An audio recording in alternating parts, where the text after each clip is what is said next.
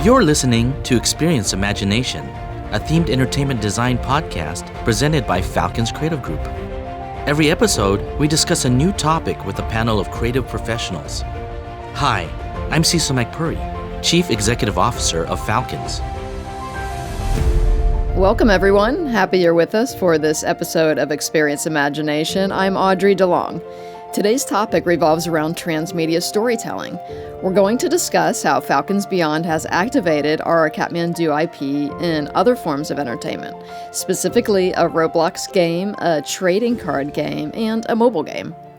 The Katmandu IP was first brought to life in a micro theme park in Mallorca, Spain, and our second Katmandu park opened in March in Punta Cana, Dominican Republic. We always had plans to expand the brand beyond the park and put the characters and story directly into people's hands, literally. So that's where transmedia storytelling comes into play. In this episode, you'll hear from a variety of people about the decision-making process for transmedia storytelling and what it's like to design gaming experiences that are heavily influenced by an existing IP. Of course, we also want to tell you how to get your hands on these new products. Before we transition to these guests, let's have a quick chat with Cecil McPurry, CEO of Falcons Beyond, about how our company expands intellectual properties. Thanks for being here, Cecil. Hi, Audrey. How you doing? I'm good. How are you? Very good, thanks. We haven't heard from you in a while, but this topic in particular, I just really want to get your take on IP expansion because it's a central tenet of Falcon's business model. That's right. Tell us what goes into the process and why we not only do this for our own properties, but other IPs as well. Sure. One of the things that's important is as we developed our own process of methodology to expand IPs for others, we started to recognize that there is a unique way consumers are absorbing content. And so we took it upon ourselves to start thinking about how to be disruptive in this process and start to deliver this content in multiple lanes simultaneously. And we continue to hone that for years. And as we start to kind of expose our bigger brand of Falcons Beyond, we knew that that was a big component of something that's very unique to Falcons, is how we're attacking the kind of rollout, if you will, of our IPs. And these guests that we have on today are going to talk a little bit about how they acted on our vision and to pretty much expand these IPs to become hopefully evergreen. Yeah, and I did want to ask specifically, we're talking about Roblox, the mobile game, a trading card game. Why did Falcons Beyond choose these specific avenues? One is where people are, right? So I think that's one of the biggest attributes of why we pick what lane to choose to invest in. Katmandu is a perfect example of where it started off as a theme park. And so what we're doing is taking that big lift, that big investment, leveraging that, and looking at where other places that these families that go to our parks will also be. And Roblox is one of the most profound multi-playing game ecosystems in the marketplace. And so that was a no-brainer for us. Yeah. And we continue to understand the market and see other avenues of different components. And of course, mobile is a big deal. And there's others that we're going to announce even here in the near future of other lanes that make so much sense that we're going to be in. Well, that sounds great. Well, thanks for setting this up, Cecil. You bet. Thank you, Audrey, for having me again.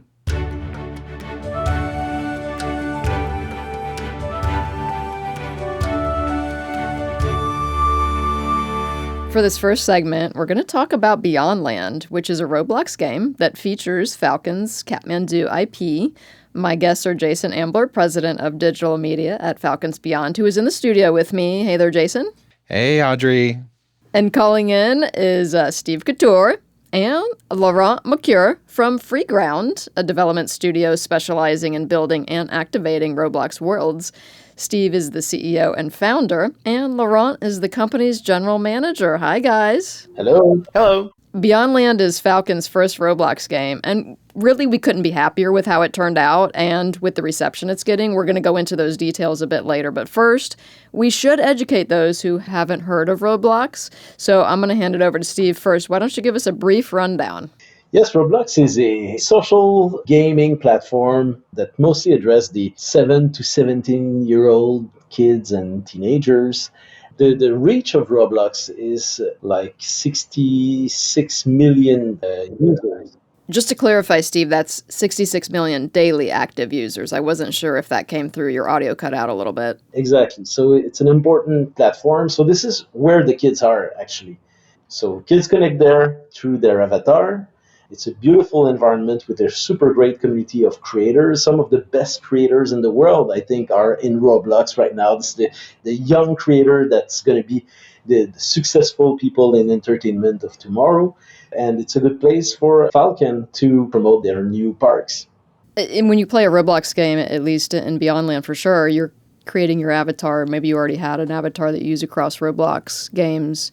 So you don't really play as Katmandu characters, but they play a role. You see them throughout the park. But Jason, I want to kind of specifically ask you, what else would you see as a player? Would you see stuff that's in Katmandu Park, Mallorca and Punta Cana? Yeah, there are some attractions that are similar. We have the Expedition Golf Course, which is a mini golf course that we've replicated in Beyond Land. There's the Wheel of Infinite Wonder, which is the carousel experience. The carousel isn't a traditional carousel. It's a obstacle course, so to speak. Mm-hmm. So yes, there are some similarities, but then we've also made some expansions because, with a platform like this, you can really explore far, far beyond. So we wanted to push the infinite aspect of these experiences and do things that you can't do in a traditional theme park. I remember on the meeting, we're talking about the real rides on the Kathmandu Park. So instead of a traditional drop tower, why not calling it a launch tower? So we really throw the avatar in the air. They get a jetpack, they fly with it. So it's a funky take on traditional ride because, yeah, we're on Roblox and people are there to have fun and to go crazy. So we push some limits there where with things that wouldn't be possible in real life. Yeah, I want to talk about the obstacle courses, which are known as obbies in Roblox. And Steve or Laurent can take this one because there are a few popular ones in Beyond Land. Can you talk about those? Absolutely. So one that is our most popular and the most difficult is one entitled the Treehouse Challenge. So that one is actually one that players are challenged to get to the top of the treehouse. And it's pretty challenging. Honestly, even people from our team had difficulty completing it. But it's a very popular genre on Roblox. So we had to put it in Beyond Land, that's for sure. Is there anything about our game that makes it stand out from other games on the Roblox platform? At its core, it's what we could call a land game in the sense that it represents a space where you can socialize, explore with your friends, but it also has elements of tycoon games, or in games in which you can create your own. And we have that part in Beyond Land as well. You can create your own roller coaster the way you like it. But it's also a land game. So combining the two is not something you find often in Roblox experiences. That was kind of the genesis of the idea, taking all the ingrained knowledge that Falcons has as themed entertainment designers and applying it to something that works on the Roblox platform and something that could ultimately scale and we can keep investing in, but also bring new and exciting updates and features. It's not based off of a single game mechanic.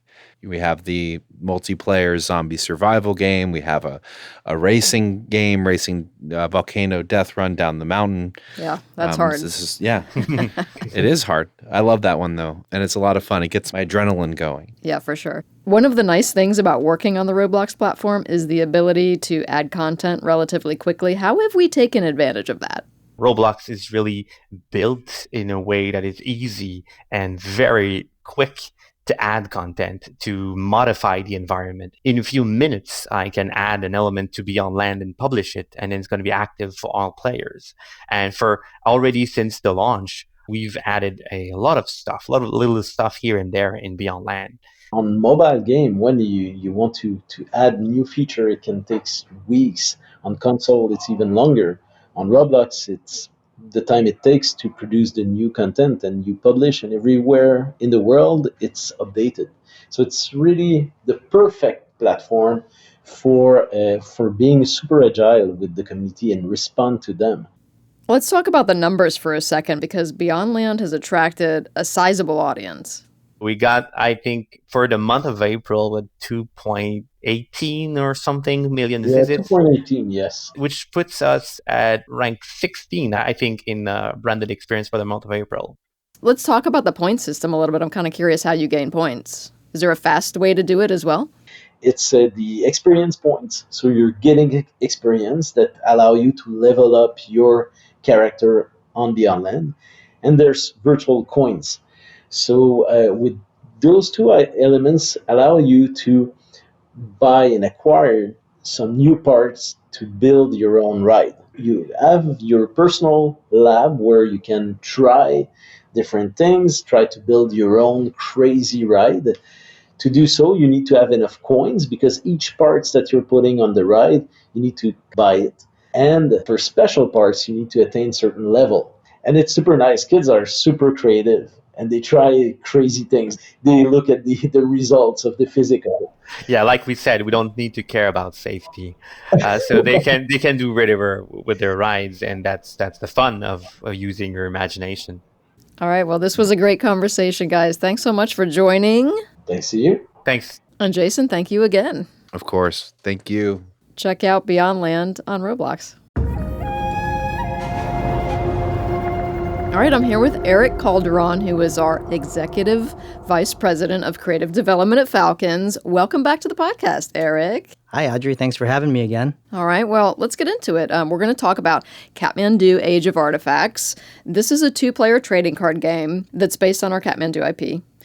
I'm kind of wondering, what is it about the trading card game space that made this business venture so appealing?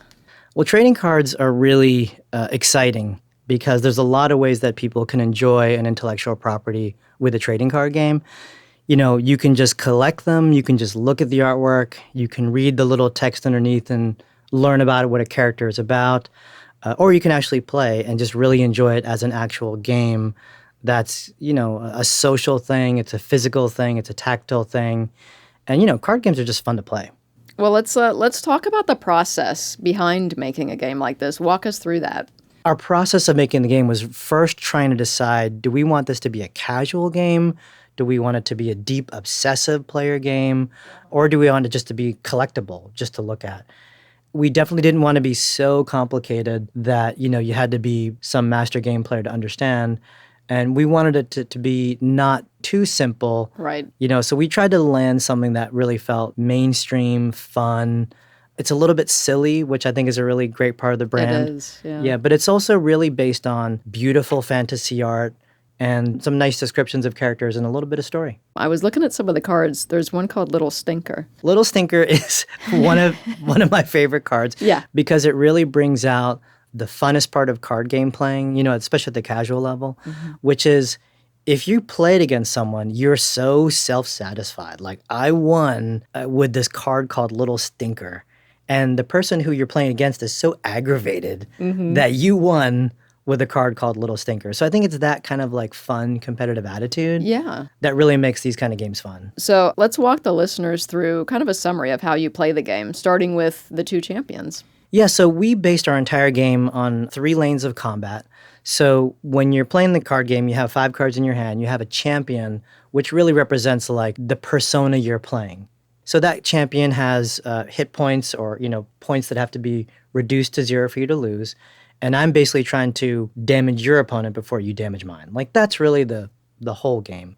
But what gets in the way, and the fun part, is that there's 3 lanes in front of you, and you stack in these 3 lanes cards or what they call units, and these units fight against each other. And, you know, when the damage is resolved, whoever is more positive or more negative, it goes over and damages the champion. So it's strategic, it's fun, and it's, you know, it's got a lot of surprises. It does sound very strategic, actually. So let's talk about the 2 champions, because those are Katmandu characters. Our first starter deck is Boro the Great Guardian, which is our main Yeti character, versus a really big, nasty, evil villain, you know, Eldred the Omniscient. So when you're kind of role-playing and you're in there playing the card game, you know, sometimes you have that like roll your hands evil mode where I'm going to play the bad guy. And so you can have fun going, this deck will deal a lot of death damage, or it will bring cards back from the graveyard. And, you know, you kind of get into that like mwahaha evil mode. But then if you're, Boro, the Great Guardian, you can kind of role play like, oh, my troops are very noble. I can support them. I'm kind of the good guy. So, it's a really fun little narrative that you go through as you play the game. All right, so how are fans going to connect with the Katmandu brand through this card game? If a card game is really successful, it just kind of will reach out into people. And you're talking about a fan or a player who's going to engage with your property for hours and hours at a time. You're going to know these monsters' names. You're going to know these heroes' names. You're going to get a sense for what their personality is. And that is going to create engagement, loyalty, interest. And then, you go to the park, you find yourself in Punta Cana, and there's this giant statue of Boro. You'll be like, that's my guy. That's right. I've won 30 games with you as my champion. You're gonna take a knee in front of that statue and thank him. There's your photo op. Right. Eldred is in the park too, in our Ether Quest attraction. He is, and he's a really archy villain. One of the best parts of Star Wars is Darth Vader. Yeah, for sure. It's fun to be him. It's fun to fear him. It's fun to look at him. And I think, in our franchise, Eldred is really this omniscient, evil zombie librarian who really has it out for the whole universe. And I think that's about as archetypical as you can get, and I love it. Yeah, that's very true. All right, well, to learn more about Katmandu Age of Artifacts, go to aoa.katmandurealms.com, and there's a how-to video on there. Or buy the starter kit directly on our e-commerce site, shop.falconsbeyond.com. So, Eric, I want to thank you for being here. You're welcome. You want to play? Let's play. All right, so when Falcons considered the various opportunities to expand our Katmandu IP into other forms of entertainment, we immediately thought about a mobile game. And there were a lot of directions we could have gone, but ultimately, we decided on a Merge 2 game, which is a subgenre of puzzle games. And so that played into the title of the game, Katmandu Ether Merge. Joining me now to talk about Ether Merge is Jason Embry, CG Director for Falcon's Digital Media. Hello. And nice to be here, Audrey. And we have Chad Greenway, who is the Chief Creative Officer and partner at Epic Story Interactive. That's a game development studio that helped execute Falcon's vision for this mobile game. Hey, Chad. Hi, thanks for having me. Oh, good to talk to you again. So I'm going to start with Chad because I want to talk about the Merge 2 genre. What's the core gameplay loop look like, and how does strategy come into play? Merge games specifically, players need to drag one item onto another item that is the same or similar, and you merge them together. And once that's done, it turns into a new and improved item. So for example, say we have 2 diving helmets, and you drag one diving helmet onto another one, and you can merge it into a diving suit. And then maybe merging 2 diving suits together will become a bigger and better item, like a mini submarine. So merging the right items and completing goals in this type of game is what progresses the story along and provides that hook for players. All right, Jason, we'll go over to you now. Let's talk about the differences between creating characters for a theme park attraction versus for a mobile game platform. One of the main differences is the level of immersion that guests experience. In a theme park attraction, you're fully immersed in the environment, and the characters are a key part of that. They need to feel larger than life and highly detailed and fully animated to kind of make the guests feel like they're part of the story. And in a mobile game, on the other hand, players are experiencing the game through a much smaller screen, and they have a lot less detail. So they need to still feel engaging and well-designed, but at the same time, the level of fidelity is going to be different than what you would see in a theme park. So that kind of means that for Ether Merge in particular, being a Merge 2 game where the core game mechanic isn't focused around the playable character, we need to kind of approach integrating our Katmandu characters with specific actions or animations or poses in mind that kind of supplement the gameplay that's happening on the screen, and then still holding true to the personality of the character itself. And then talk about the environments too a little bit. So I want to paint the picture for our listeners. We have these massive, I guess, if you will, environments for what we created for the media-based attractions. The detail that goes into them, like you said, you want the guest to be completely absorbed in their environment. The mobile game uses those same environments, but tell us the differences. The resolution on a lot of our attractions is really high resolution, high frame rate. So for a mobile game, how do we scale that down and still make it fit on the screen? So the challenges were really sort of just how do we represent specific regions of those realms. So the trick was really to set different camera angles to kind of establish a more top-down view, and then we expanded the layout to support multiple tiles for mobile gameplay. And when I talk about tiles, that's where it's just transitioning between the different screens that you kind of swipe through or advance through as you travel through the level.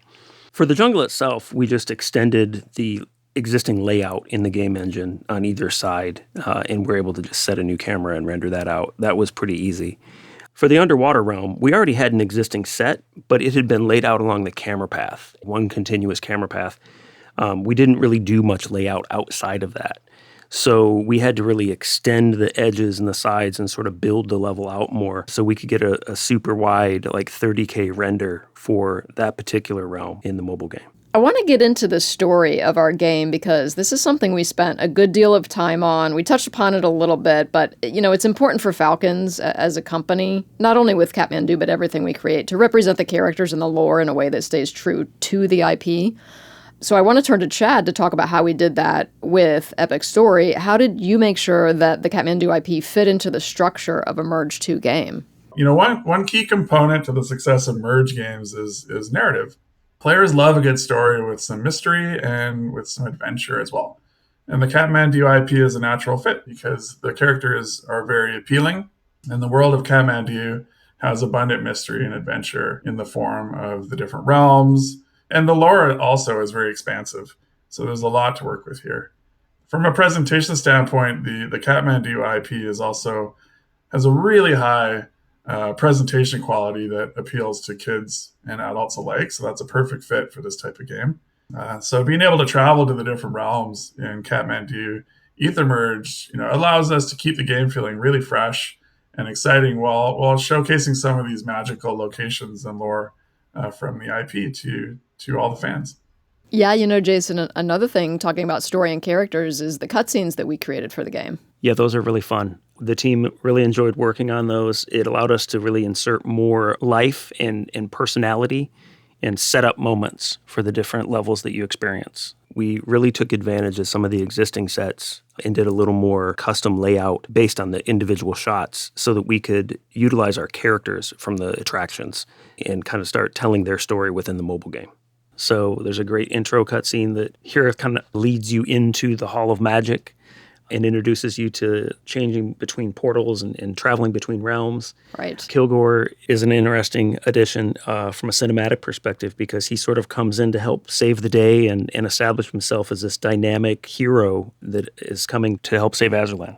Right. Mm-hmm. So when we were trying to establish Busby's cutscene, we were really trying to think about some of the playfulness and curiosity that he has as a character, and then also show some of the skittish moments that he has. And he's still a little bit afraid and unsure of himself in the world, right? Mm-hmm. And Busby was unprepared for what he was about to find. Yeah.